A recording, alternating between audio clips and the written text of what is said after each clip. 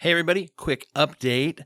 Thanks for tuning in today's episode. If you would like to see the video of the conversation between TK and myself, and if you'd like to hear a brief commentary on the Suicide Soliloquy, which is a poem about self-destructive thoughts and suicidality that is allegedly, possibly written by Abraham Lincoln, then those will be available on this week's Patreon. www.patreon.com/brokenbrain. The Broken Brain.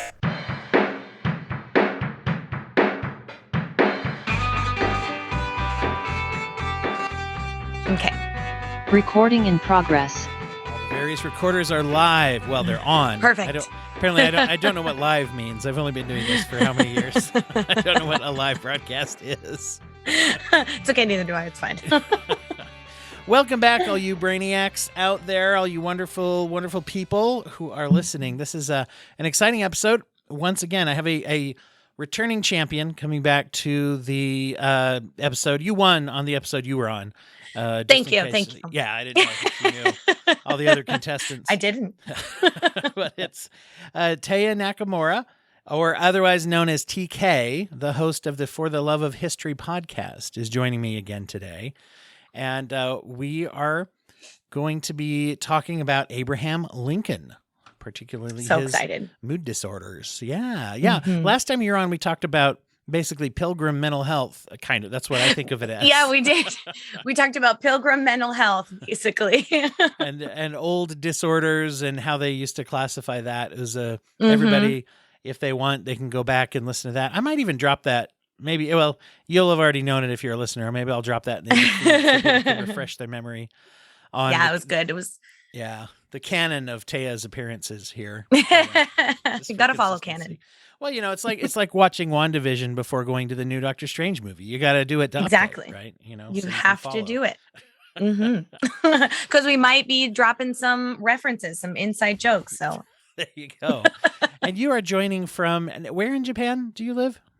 I am in Hiroshima Prefecture, but I'm in a small little port town called Kure.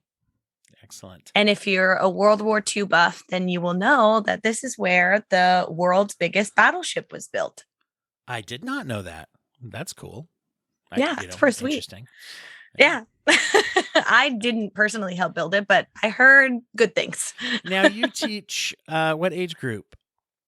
I teach 4th grade now. The last time I spoke with you, I taught 2nd grade. Oh. So yeah, now I teach 4th grade, which is fun because they're more like people and less like little animals just running around. Is it break time now or is it on time now? It's on time now. Yeah, we have year-round school. So we started in April and then we go until June. No. We go all year round, basically. Just take breaks, irregular breaks. I gotcha. Yeah, exactly. Take big, long, irregular breaks. So, well, we were just both mentioning as I was lining up the recording that we're looking over. We were going to record this a few weeks ago, and we were both looking at our notes and seeing if we could read them. It'd be fun. We should exchange. If we were in the same studio, we could exchange notes. But yeah, exactly. We're a world apart. And just looking over it, I found this is a really interesting topic. And I think a lot of people probably know that Abraham Lincoln suffered from depression. I feel like that's widely known. I don't know for sure what people know.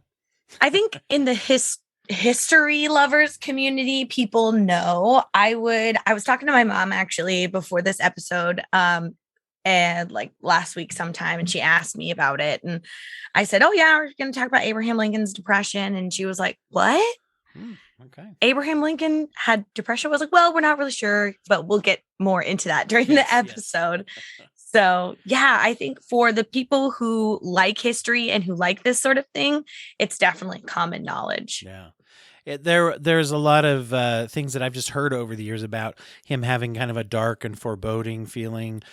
Interestingly, when he went to Ford's Theater to be, he didn't go there to be, he went there to watch to be the assassinated. Show, right. Unintentionally.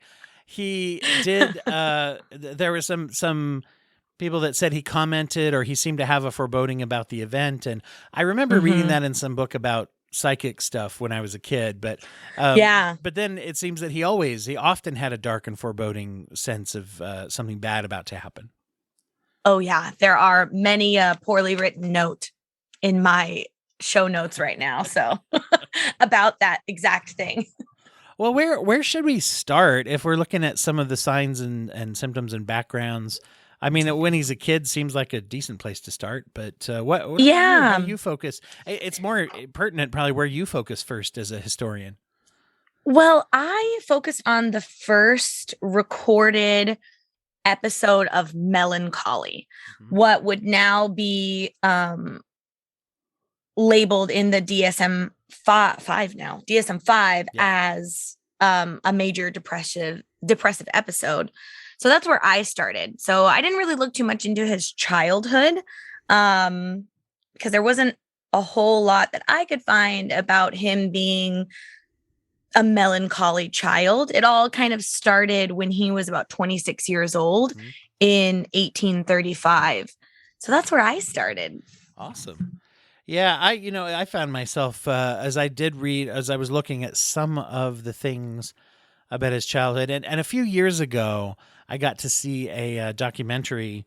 It's called The Better Angels. It debuted here. I live in Utah, and the Sundance Film Festival had a couple of events, that so cool. Got some tickets to. Yeah, so I'm just dropping that because it sounds like a cool experience. Yeah, but just go to Sundance casually. And the guy who directed it was there and answered a few questions, and so that focuses a little bit on his childhood. And so maybe I'll just throw it out there real quick. Yeah, I would love that. There definitely were signs of some trauma. When he was about 9, his mother passed away. And he was never very close. His father could be quite cruel to him, and they never were close. He did not go to his funeral, for example. He declined and said something to the effect that we never really saw eye to eye.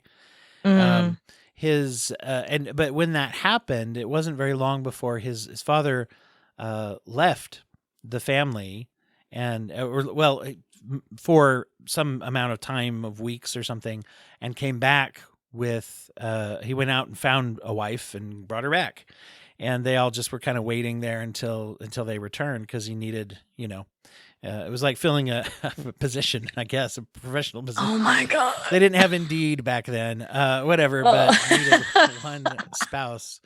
But he had a tremendously good relationship with his stepmother, I guess. Oh, interesting. Yeah. So there was, some loss and trauma from an early age. He was extremely, extremely close to his mother, and maybe never even recovered from that loss. According to people, he suffered for that loss throughout his life. And then disruption between him and his father. He was a book reader rather than a worker. And, so anyway, there were some of those things, but I had seen the same thing. It wasn't until his 20s, which is not an unusual time for a mood disorder to first emerge, actually, even, today, as we find that a lot of times. So, yeah. Yeah. Now, did you find, was that around the time of his relationship stuff that was going on? He lost somebody. Yes. Yeah.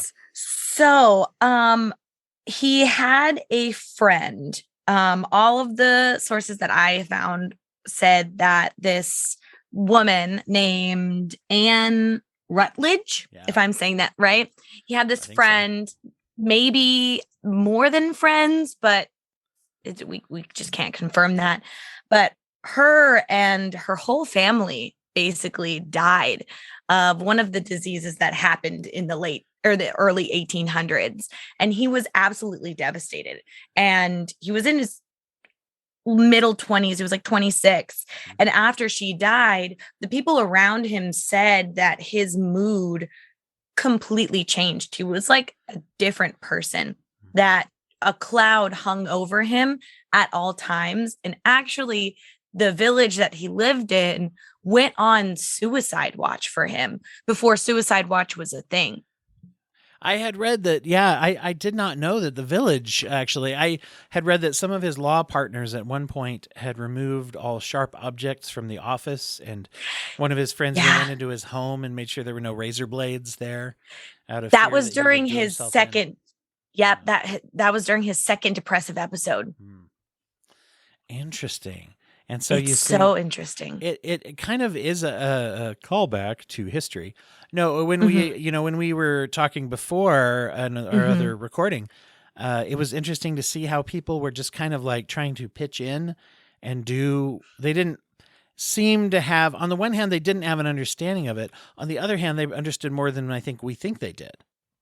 Yeah, I think they understood more on, dare I say, emotional level. Like they saw, oh, this human being is suffering, not from their own accord. They don't want to be doing this. They don't want these things to be happening to them. So us as a community need to support them. We don't really know what's going on, but we'll help in whatever way we can. Absolutely. And it's interesting because you do see that mirrored. A few years ago I was able at a professional training, I heard this couple who was talking about they went to India. He was a vocational rehabilitation specialist and she was a social Mm, worker. And they had spent some time in India working with people trying to pioneer the use of assistive technologies for disabilities. And they mm, described some of the things that were being done where they didn't have the social services and the supports and things. And they talked about people, though, building assistive devices or, working on furniture that could be adjusted and things hmm. like that were just, so very rudimentary.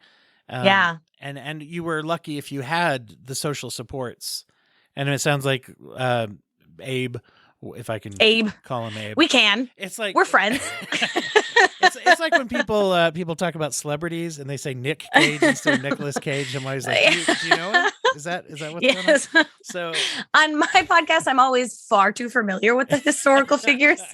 They always have nicknames. So, the so and so he must have. It seemed like he was always popular in the community wherever he was.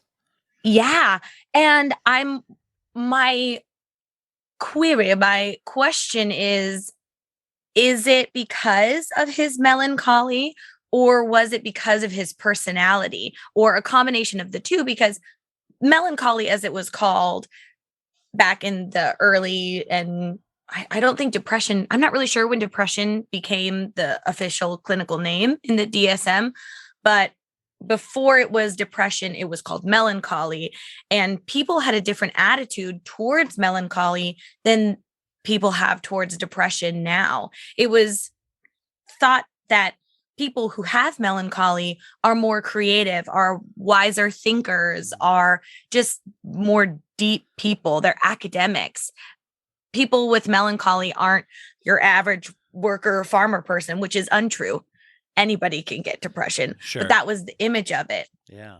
That's very interesting because we do see correlations now. They've done studies that those with anxiety tend to be more intelligent, for Mm, example. And there've also been some studies about those with depression and who are given to depressive episodes. They've always been mhm, accused of being negative thinkers, but they actually seem to perceive reality a little more realistically than someone who's not mm. non-depressed, which has advantages. Like, going back to what you're saying, it's interesting to say, well, I can look at things how they are as long as, the depression isn't really crippling about what I do about it.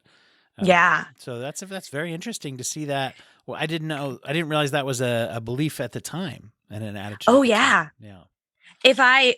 If I may skip forward just a tad bit, Oh yeah, let's jump around, this is what we're doing today.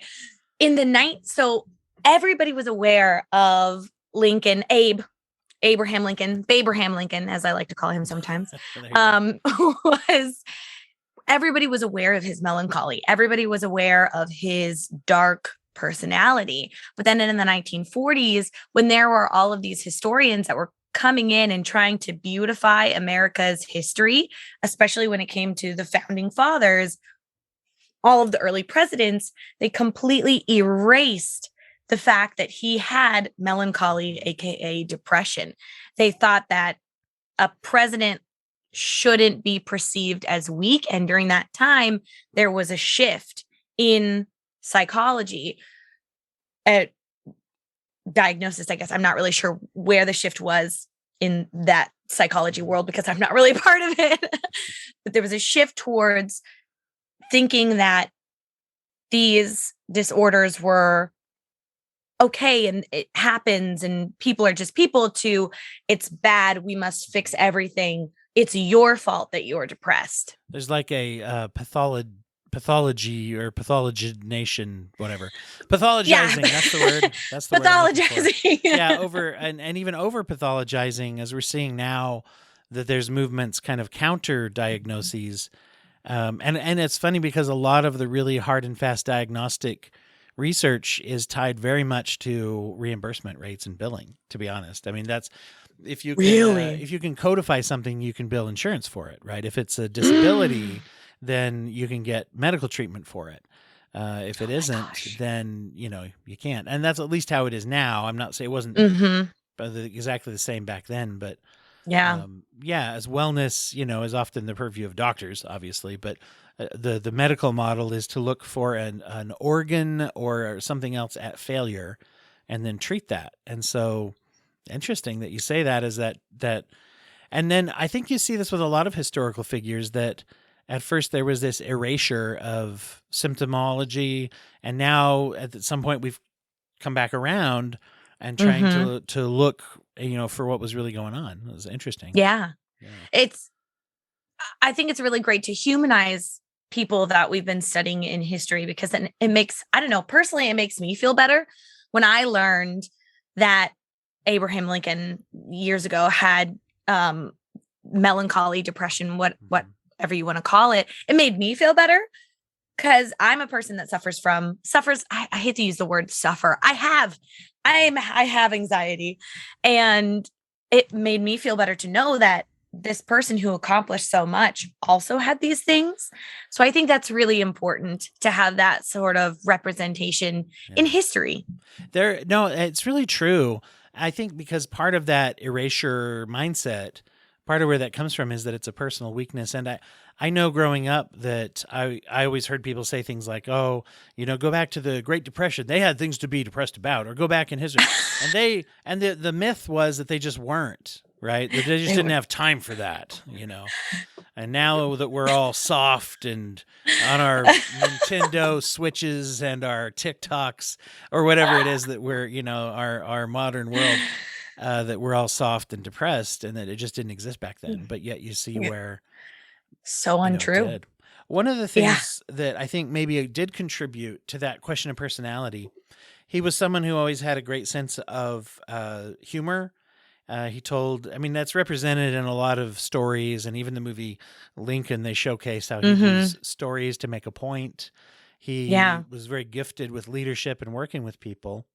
One of the things that you see a lot, though, is that both that's a part of a personality, and those people who do suffer, if we want to say that, or those people who do have depression, they will often mask that, or they become very good at being a chameleon, very good at meeting. I'm going to say we. I'm the same way. I have bipolar disorder, and there's many times where I know I've done that, where you kind of play to the crowd or play to the room or whatever, and it's like you don't want people to be bummed out or think less of me or something. And it seemed like he, and also at the same time, there's also the possibility of lots of sort of empathy for people with that kind of understanding. So there's lots of contributing factors that go along with being loved and regarded with respect, and also at the same time having this kind of like burdensome feelings, intrusive feelings. It's true. It very much reminded me, when I was doing this research, it reminded me of Robin Williams in a way. A funny guy, always making people laugh. In some of my most core memory children's movies surround Robin Williams, and then being older, finding out that he had, a ton of depressive episodes, and he was going through so much. Finding that out was bananas to me. And it very much gives me the same vibes of finding out that Abraham Lincoln had melancholy or depression. There is some theories, and I'm big into strengths-based looking at these things. In fact, I mean, those who listen to the show know that we do quite a few episodes talking about the sort of the two-edged sword that is symptoms, and that sometimes what we call symptoms are both like they offer superpowers and weaknesses in the same thing, right? Yeah. As we talk about a lot on here. And so, you look at this, and there are many people who think that his mindset may have actually contributed to being able to make some of the tough decisions when it came to wartime, for example. Kind of a key part of his presidency. I agree. There was a lot of things when it came to the people that he was working with in his cabinet. He would, after hearing about all of the soldiers that were dying, all of the people that were being affected by the war, he would get so melancholy, they would say. A black cloud would just be constantly hovering over his head. And it was another one of those episodes where they had to take all of the knives, all of the things that he could hurt himself with out of his vicinity, out of the Capitol. And it affected his judgment when dealing with the war. He was much more humanitarian, I guess, much more thoughtful with his actions in regard to how he was going to put people in different locations to fight. Yeah. And that gives a very interesting, well, it kind of goes back also to that feeling of seeing the world with this sort of like what some people mistake as pessimism and is actually sometimes realism to look and say, this sucks and it's going to suck tomorrow. So what are we going to do with this sucky reality? Yeah. There's an uplifting thought I thought I'd share with everyone, but in a way it really is to be able to see that there is a talent, and it's almost like that's the other side of that chameleon ability I was saying. You can sort of like, well, you get good at anticipating what you think other people need out of you.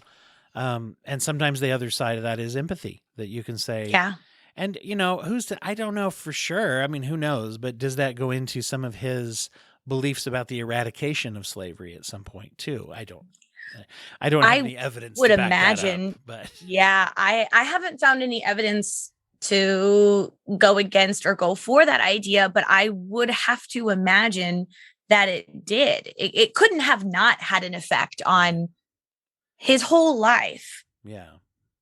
Every aspect.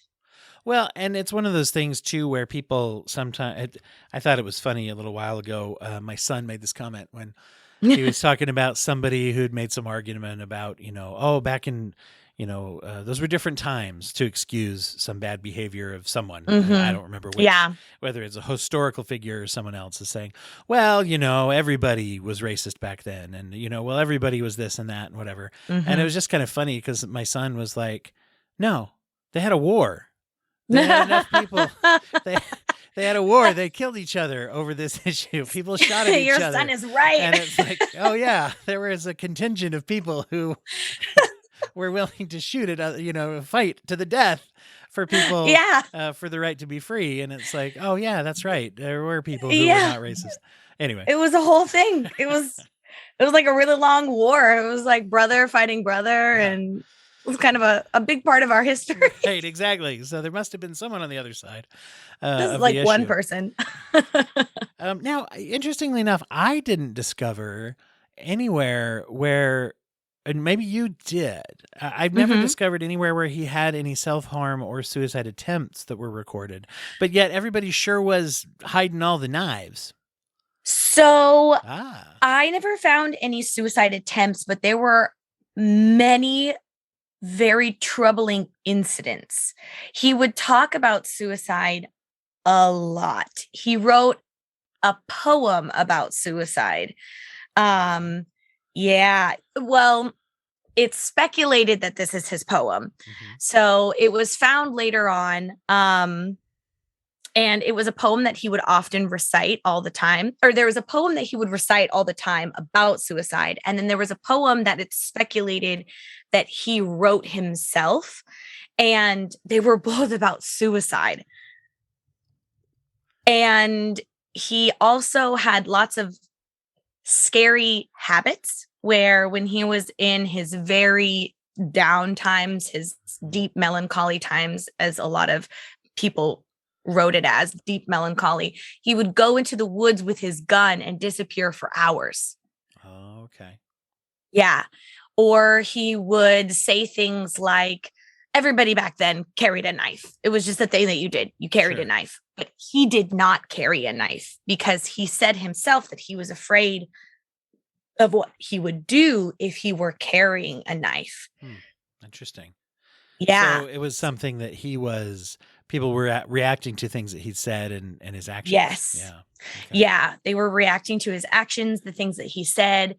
I mean, his behavior during his deep melancholy times were quite scary. Like one of his contemporaries, Robert L. Wilson, who was like the Illinois state legislature dude, talked about, was the one who explained why Abraham Lincoln didn't carry a knife. He wrote it in his letters, in his official documents, that Abe wouldn't carry knives with him, and gave the reason. Interesting. And that's a great sort of like self-policing or self-accommodation to say, increase my safety by not, having that availabiliity. At the same time, also scary for someone actively suicidal to go out in the woods with a weapon, right? That would alarm people, I would imagine. When it happened. He was so good at self-regulation. There was a time, I think it was after his second depressive episode, where he went to, in 1841, he committed himself to care after his second massive depressive episode.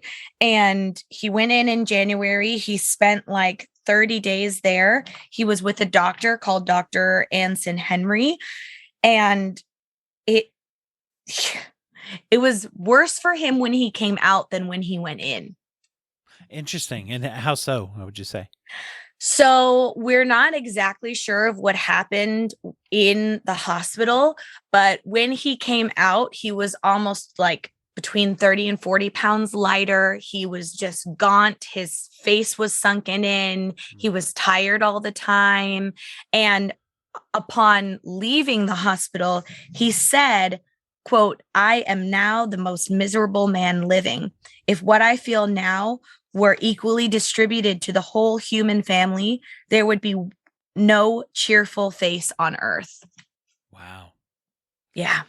I think that matches the thought process and the cognitions of a depressive episode, I'd say. Yeah. That's my understatement for the episode, I guess. Wow. And interesting. And you saw, like, we've done the part where we've given credit to the professionals back then. Now we'll do the other part about treatment was pretty sketchy. They were trashed. Then. Yeah. As I read somewhere, I think it was Daniel O'Brien, who's a humorist and wrote a book about presidents and the U.S. presidents, was talking about. Anyway, I just remember the phrase that he used, talking about when James Garfield died, I think, of infection. Anyway, he described the procedures that the doctors did and said, because, up until very recently, medicine was just a bunch of guys screwing around. Yes. It's so crazy. The more you study medical history, the more you're like, how is anybody alive? Right. How are we here right now? One of the things that's fascinating is that, and once again, this goes against our thinking. We don't think of someone of Lincoln's era admitting themselves to psychiatric care, although that happened, obviously. The other thought is some people are surprised to find out that he took medication, sort of. He did. We're going to call it medication. But at the time, they would have called it medication. Yeah. Blue mass pills was the one I found. Yes. Yeah. It was a syphilis treatment originally that then they thought, oh, this will help with melancholy for some reason. Jam-packed to opiates, I guess. Kind of, yeah. Opiates will help. Yeah. Help whatever ails you, I guess. And it all depends on when they first come out. Cocaine and methamphetamine, same thing. Yep. There were many people who carried methamphetamines with them They were issued in World War II, for example, because they were new enough. We thought, well, this is great. You should, just take that. Take some meth. You'll never Yeah. sleep. It'll be great. Exactly. Yeah. It was prescribed to Hitler for flatulence. That's a whole thing. I had read about that. Yeah, he had a pervasive flatulence apparently, and his doctor prescribed meth. So, drugs are a part of our history. Pervasive flatulence. Why don't you just take some meth? Never depicted in the movies, by the way. Farting. No, Hitler. which it should. Yeah. It should. Farting Maybe Hitler. all the neo-Nazis would be like, you know what? Yeah. Maybe not this guy. I think Farting Hitler would also be a good name for a band. But oh yes, I would listen to them. So I was looking this up, this stuff. I have a list here of the recipe for blue mass in case people want to make their own. Please read it out. Those chefs at home, those home pharmacists, please don't actually do this. No. But it was very heavy with mercury. And yes. They was sold in the form of blue or gray pills or sometimes in syrup. Its name probably came from the use of blue dye or occasionally blue chalk that was mixed in, that they said was used as a buffer. So the ingredients varied as pharmacists basically did whatever they wanted back then. Anything. Yeah, I would say pharmacists. They used very loosely. So it was about 33% mercury, 5% licorice, 25% althea. Is that how you say that? And it's possibly hollyhock or marshmallow is what that was. That's what they called althea, I guess. 3% glycerol and 34% rose honey. And sometimes they would switch that out for milk, sugar, or rose oil. And the pills each contained about a grain of mercury. Oh my God. Yeah. Well, mercury was thought to clear out black bile in the body because that was when like the whole idea of like bile and miasmas were like finally kind of going away, but they were still there. Biles in the body. You had the different colored biles, and mercury for some reason was connected to black bile, and black bile was also connected to melancholy. So, or not only melancholy, excuse me, just mood disorders in general. So you gotta take your mercury to get that black bile out of your body. It's and according to what I read, he took this leading up to the presidency, and he stopped taking it not long after becoming president. And basically his side effects that he was experiencing were insomnia, tremor, and rage attacks. He said that he said he was more cross when he used it. Were his words apparently. He said, "I'm very cross when I'm on this stuff." It makes sense. It would make sense. You're taking a gram of mercury every day. It cannot be good for you. No. And it's poison, right? I mean, it's poison. Straight up poison. Yeah. So, I mean, a lot of stuff that they back then probably wasn't very good. Who knows how that helped him survive or not? But and he took all sorts of stuff: opiates, camphor, sarsaparilla. All sorts of things to try to self-medicate. And that's a big thing that, and in a way also another thing we can relate to is medication and the use of medication, the way that it's used. And now, thankfully, we have much safer medications nowadays. Nowadays, the issue is that when people try antidepressants, they said that there's a diminishing return on if it doesn't work, you're less likely. It's harder to find something that does work, and so there's lots of treatments now with TMS and ketamine, and some we've talked about that on some episodes. And in fact, I have a professor who's we're trying to schedule now. He wrote a book about the changing direction of antidepressants, and we're hoping there's some research that they're hoping will help to design ones that work better than the ones that would be great. If he could get on that would be super cool. Yeah, I'm telling you. Please, from me. Hey, there's this random girl. She's got a history podcast. She would like you to speed this up. Let's get this going here. Yeah. But yeah, very interesting to see. So once again, it shows that there was a problem that he obviously was very aware of. Right? Yeah. He was aware of. Everybody was aware of. His wife, the whole cabinet the general public, everyone was aware of his melancholy, his depressive episodes, because they happened all the time. I was looking at the statistics of how often a depressive episode will occur. And from what I found, it was that if a depressive episode happens and a second one happens, you're 70% likely to have a third one. And then if a third one happens, you're like 90% likely to have a fourth one. And so we have in historical records 3 separate depressive episodes. Right. So he probably had more than that throughout his entire life.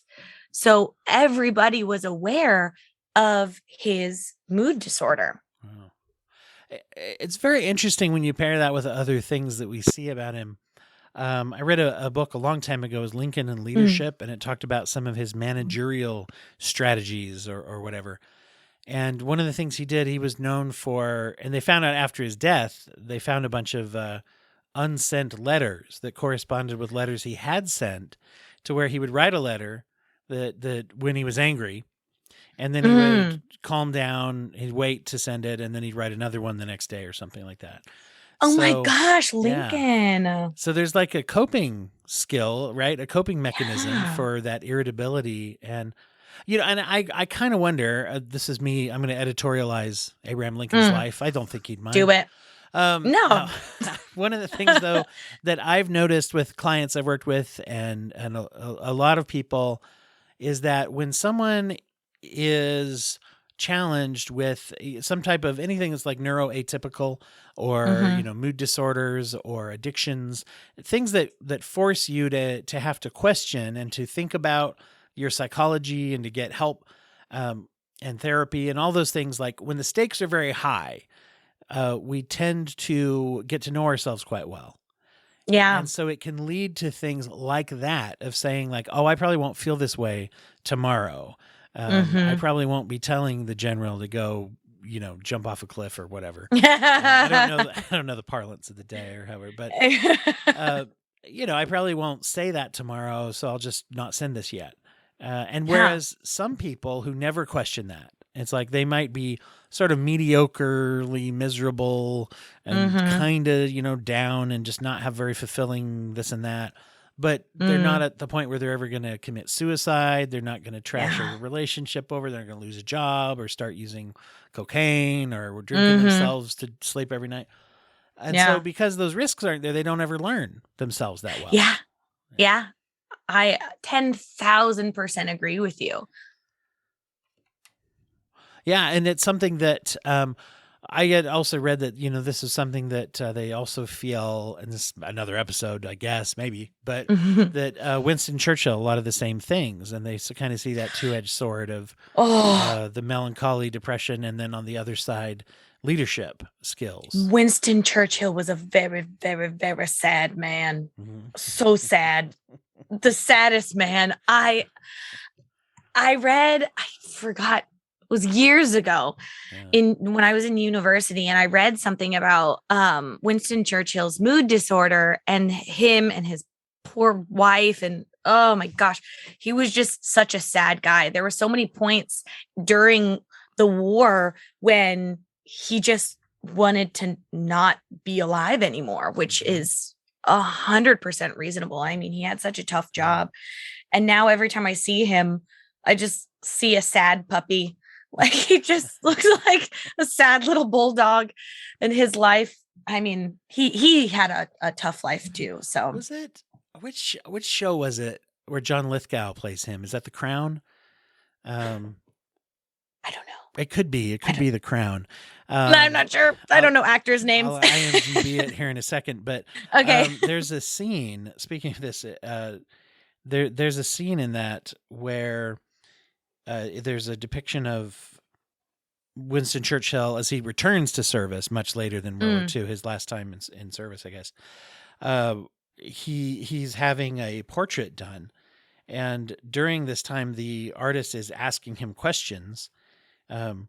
Yes, it was The Crown. Sorry, IMDbing in the background. Multitasking. Multitasking, and as we know, that means not doing either task very well.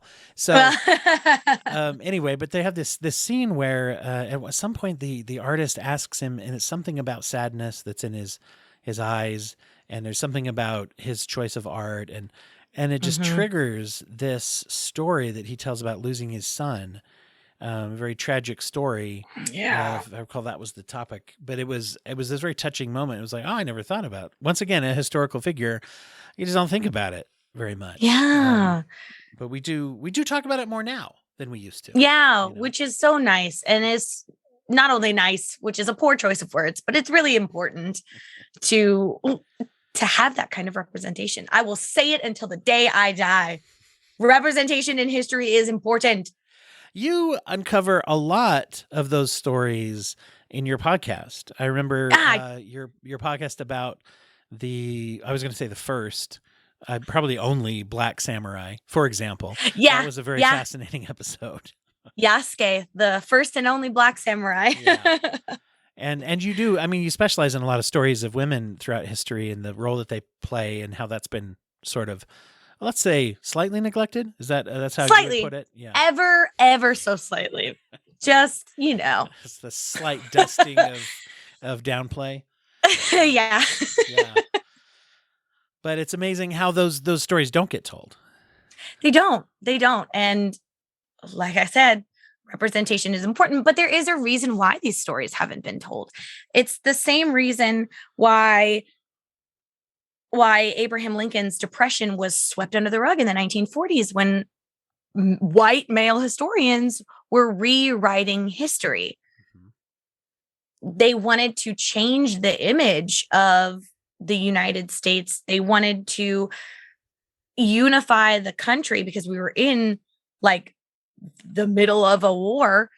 And so they needed to change America's image in the eyes of the world and in the eyes of the American people. Mm-hmm. It's interesting, these were not too far removed from, well, some of the times where we see, I remember it was even depicted like an episode of The West Wing where they secretly sneak in a therapist to talk to the president. And you can see that as stories come out, so you say with Lincoln, boy, everybody knew it and were hiding knives actively. Openly, right? And then you look at JFK and a lot of his drug abuse and, his own problems and a lot of other behaviors that were actively covered up because they were seen as weakness. Some of them were probably sex crimes also, but but who knows, whatever. But that's definitely a different That's another episode. To see that. Now, speaking of, I don't know, history and women, let's talk about maybe Mary Todd a little bit. There's a lot of evidence, quite frankly, that she shared some of the same types of struggles and that this may have had, it kind of seemed like it had both effects on their marriage, that they both understood each other in some ways, but also were very, very, it was very tumultuous.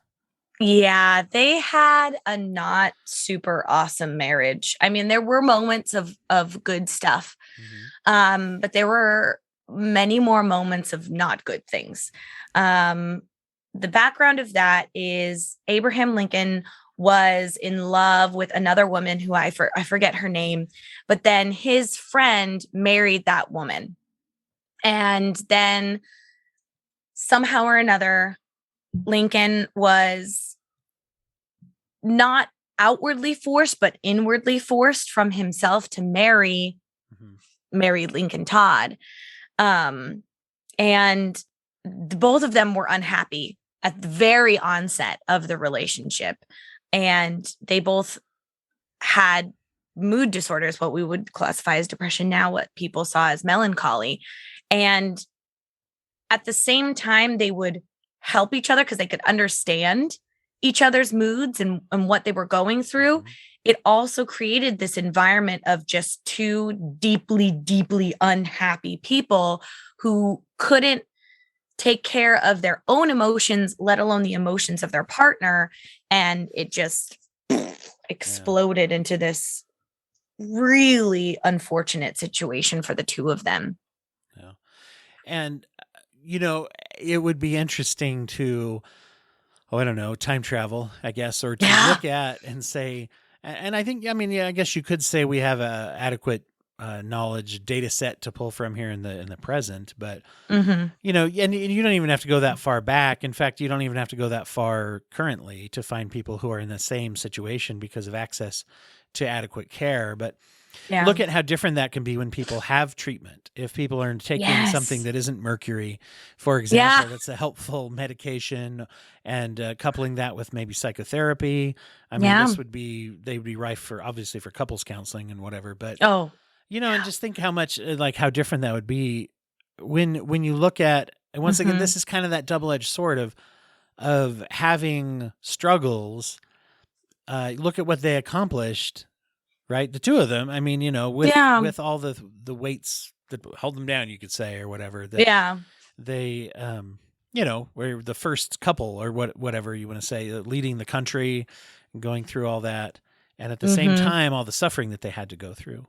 Oh yeah, and as much as we were praising psychology and psychotherapy and the idea that melancholy was an okay thing back in the 1800s, early 1900s, it wasn't for women. It was okay for a man to be melancholy, but for women, it was not okay. So you had all these people rallying around Lincoln, supporting him. But then when it came to Mary Todd, they were like, what is wrong with you? Get your stuff together, madam. You are the president's wife. There are things that are expected of you that you need to do. Of course, there were some people in her life that were sympathetic to her, but the public in general were much less sympathetic to Mary Todd's melancholy than they were to the Abe's, which I'm sure did not add anything to their relationship problems. I'm sure other not, than terribleness. and I believe afterwards she was not treated, after his death, was not treated very well.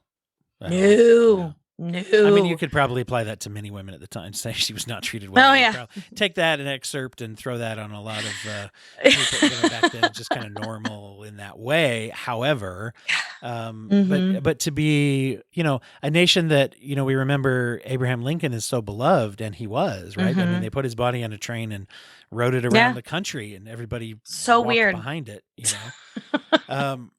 but yet for her to be so forgotten and shoved aside and even my little crack about how women were treated back then, I don't want to minimize that it was extra bad, right? For her at the time. Extra super bad for her. And because of course, I mean, she was sad.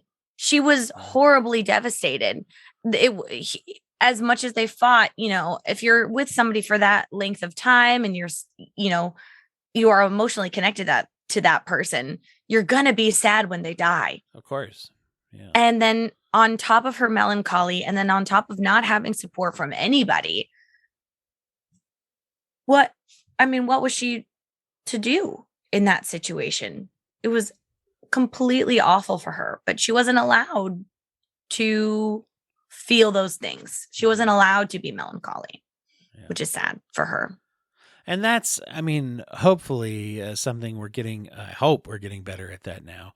That kind of thing, unfortunately, it is interesting to see how many of these things, for all of our advances now in the way we describe them and the way we study them and the way we know about them, the depression, treatment, medication, the sexism, the inequality of how we treat that. For all of the advancements of how we talk about it, unfortunately, we still kind of act the same way towards people oftentimes. Yeah. And treat them bad. Yeah, we do. Well, I want to say, before we wrap up on the note here about the history and things, I just kind of want to use this as a jumping off point for anyone out there listening. Obviously, people listening here are either advocates, professionals interested in consumers of mental health, or maybe all of them. And anybody out there, make sure that you do take advantage of treatment. One of the things that is, I think, the biggest risk, sometimes we overestimate, please don't misunderstand me, but we overestimate and we discuss. Sometimes we make the mistake of only discussing suicide as a risk, and we sort of minimize. So I won't say we overstate that, but we definitely do understate the more frequent reality. Because most people who are suicidal do not complete suicide, but many who do not actually kill themselves, their quality of life suffers, and sometimes needlessly, because there are treatments and they could feel better or get somewhat of a better quality of life. So make sure that you're reaching out to those around you and trying to take advantage of what is out there. So I'll just throw that out there for everybody. Yeah, please do. Let's take a second to tell everybody about what you've been working on lately and what they can find, where they find you, and what you've been doing. Well, if you want to learn more fun history stuff with me, you can head on over to my podcast, For the Love of History. We just started season 3. I have now changed to a seasonal upload schedule because life is super busy. So we're on last night, episode 2 of season 3 was posted, and that is all about the Red Sparrow Academy, the sexpionage spies that Russia trained. And you can head over to Instagram and watch pretty much daily videos that I put out. And there is going to be some new things on my Patreon. I'm going to be doing bedtime history so that you can fall asleep to some really nice history stuff. So, cool. And what's that? Is that patreon.com/ For the Love of History podcast. Oh, great. Yeah. I've noticed your, it comes up on Facebook too often, but your Instagram, you're very faithful in posting each episode. There'll be things, and you're also very good. I'm not good at this. You're very, very good at posting things to engage people into saying, what's our next topic going to be? And you've had people vote on it before. Yeah. We vote on the episodes each season. So at the end of a season, I have everybody vote for 8 episodes. 2 of the episodes I choose myself, and we have one guest that comes on. So yeah, it's fun. It's interactive because I think the most important thing about history is you. You are a part of history, and that's kind of my whole thing. I want people to love history. I want people to be connected to history because everybody is a part of it, and everybody, I think, can find something about themselves in history, and you can learn new things about yourself and maybe feel a little bit less alone in the world.